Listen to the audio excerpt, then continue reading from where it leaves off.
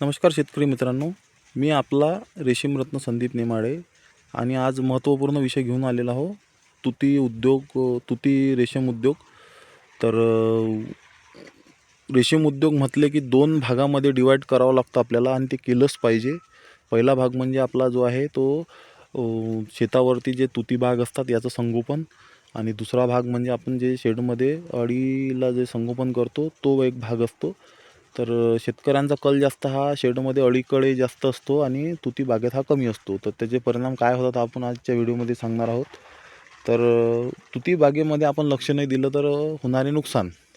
तर आज मी एका शेतकऱ्याच्या शेतावर आलेलो आहोत. त्यांचं असं म्हणणं होतं की बाबा शेतामध्ये 2 महिने झाले तुती कट करून, पण तुतीची वाढ होत नाही आणि शेंडा पण त्याला दिसत नाही आहे. तर मी त्यांच्याकडून पूर्ण माहिती घेऊन चेक केलं. तर त्यांना विचारलं की तुम्ही रासायनिक आणि पाट पाणी किती दिलेले आहेत. तर त्यांच्याकडून मला असं माहिती झाली की फक्त अर्धा फुटाचा पालवा आल्यानंतर त्यांनी 18-18-10 खत दिलेलं आहे आणि फक्त 2च सिंचन केलेलं आहे 2 महिन्यामध्ये. तर त्याचा परिणाम असा झालेला आहे की आता त्यांची तुतीची वाढ पूर्ण थांबलेली आहे. आणि हे चूक होती का, तर हो नक्की होती. आणि आता दुरुस्त करता येईल का, तर ते जवळपास अशक्य झालेलं आहे. कारण की तुतीचं पूर्ण वाढ थांबलेली आहे आणि खालच्या बाजूनं तुम्ही बघू शकता हा पाला पिवळा होत वरच्या साईडला जात आहे आणि फक्त अर्धा फुटाचाच पाला हा हिरवा आहे. तर अशा पद्धतीनं यांची कंडिशन आहे. तर नवीन शेतकऱ्यांना माझं एकच सांगणं आहे की तुम्ही तुती कट केल्यानंतर त्याच्यावरती लक्ष कसं दिलं पाहिजे आणि त्याचा कमी पैशात कमी श्रमात कसा मोठा फायदा करून येणारा हा समोरचा त्रास हा आपण रोखू शकतो. तर तुती बाग कट केल्यानंतर आपण ठिबक असेल तर त्याला गूळ सोडू शकतो आणि डिकंपोजर सोडू शकतो, जेणेकरून आपल्या जमिनीतलं जैविक घटक जे आहेत ते कुजून आपल्या तुतीला शेणखतासारखं आपल्याला तुतीला पोषण मिळावं.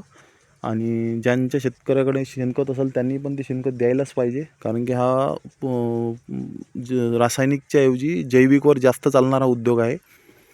आणि ज्या शेतकऱ्यांकडे हे शक्य नसेल तर त्यांनी शेणखत नसेल तर त्यांनी रासायनिकचा अल्प प्रमाणात, म्हणजे जेवढी गरज असेल तुतीला तेवढंच आपण त्यांना रासायनिक देऊन आपलं चांगलं उत्पादन घेऊ शकतो. तर या तुतीमध्ये आता खालच्या बाजूला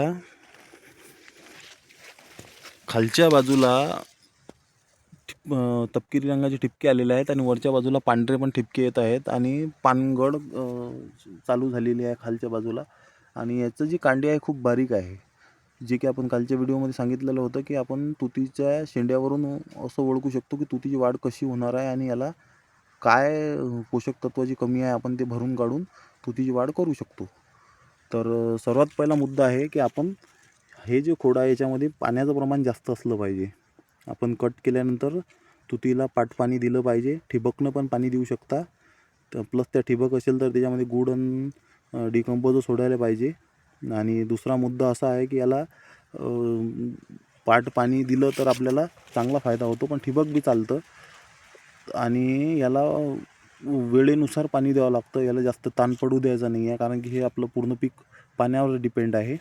आणि दुसरा मुद्दा, याच्यावर जे तपकिरी रंगाचे ठिपके पडलेले आहेत तर हे आपण याला 22-3 फवारू शकलो असतो. 22-3 पहिली जे पालवे येतात 2-3 पानं आल्यानंतर आपण त्याला 22-3 फवारा लागत होतो. तर 22-3 19-19 पोषण अशा प्रकारच्या फवारण्या आपण त्याच्यावरती केल्या असत्या तर हा रोग आला नसता. प्लस लहान कवड्या पाण्यावरती थ्रिप्स मिलीबग येतात, तर आपण त्या मिलीबगवर त्याच्यामध्ये रोगर घेऊन तो आटोक्यात आणला असता.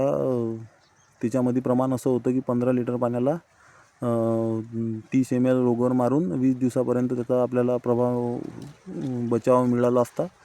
तर हे झालं फवारणीतलं. अशा 2 ते 3 फवारण्या आपल्याला 22-3च्या आणि पोषण 19-19 करायचे असतात, तर ते त्यांनी केलेले नाही आहेत. त्याच्यानंतरची स्टेप होती, याला रासायनिक खत हे अल्प प्रमाणात डिवाईड करून दिलं तर चांगलं राहतं. आपलं कसं बाळ असतं छोटं आणि त्याला आपण जास्त आहार दिला तर ते घेणार नाही, तसंच या तुतीला ज्या स्टेजला तुती असणार त्याप्रमाणे आपण त्याला रासायनिक खत दिलं पाहिजे. आणि शेंड्याहून आपल्याला बरेचसे रोग समजतात, तर शेंडा बघायलाच पाहिजे. हे बघू शकता शेंडा, जो कालच्या व्हिडिओमध्ये दाखवला होता, शेंडा आतमध्ये आहे आणि पानं वरती त्याची वाढ होणारच नाही आहे. याच्यावर जास्त अंडी पण घेऊच शकणार नाही शेतकरी आणि त्याचं बरंचसं नुकसान होणार आहे. तर या गोष्टीकडे तुम्ही नक्की लक्ष द्या. आणि नियोजन हे आहे ते तुती कट बरोबरच सुरुवात करायला पाहिजे. याच्यावरती रोटावेटर, पॉवर टिलर असतात. ज्या शेतीकडे बैलजोडी आहे त्यांनी बैलजोडीने त्यांच्यामध्ये वखर पाळी मारून घ्यायची असते. हे तुतीचं पूर्ण आपण बागेचं नियोजन केलं तर आपल्याला पाला चांगला प्रतीचा आणि अळी संगोपन करायला रोगराई यायला नाही येणार याची आपल्याला बागेतून शाश्वती होते. कारण की असा पाला दिला आपण तर अळी नक्की रोगराईग्रस्त होऊन आपलं क्रॉप फेल जाते. हे बघू शकता तुम्ही. तर हा जो भाग आहे तुती संगोपनाचा, तर हा तुम्ही नक्की लक्ष देऊन काम करा. रोग येण्याच्या पहिले आपल्याला उपाय केलेलं तर कधीही चांगलं राहतं. आल्यानंतर आपल्याला त्याच्यावर खूप काही करण्यायोग्य राहत नाही आणि ते शेतकऱ्याला मानसिक त्रास, श्रम आणि पैशाची हानी होते. बघू शकता किती त्याला ठिपके पण आलेले आहेत. हे बघू शकता.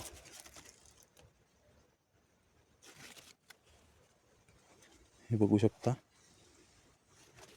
तर हा होता व्हिडिओ आमचा आजचा तुती बागेवर येणारे रोग आणि उपाय. तुम्हाला आमचे व्हिडिओ कसे वाटतात हे नक्की कळवा आणि गरजूवंत शेतकऱ्यांपर्यंत शेअर नक्की करा.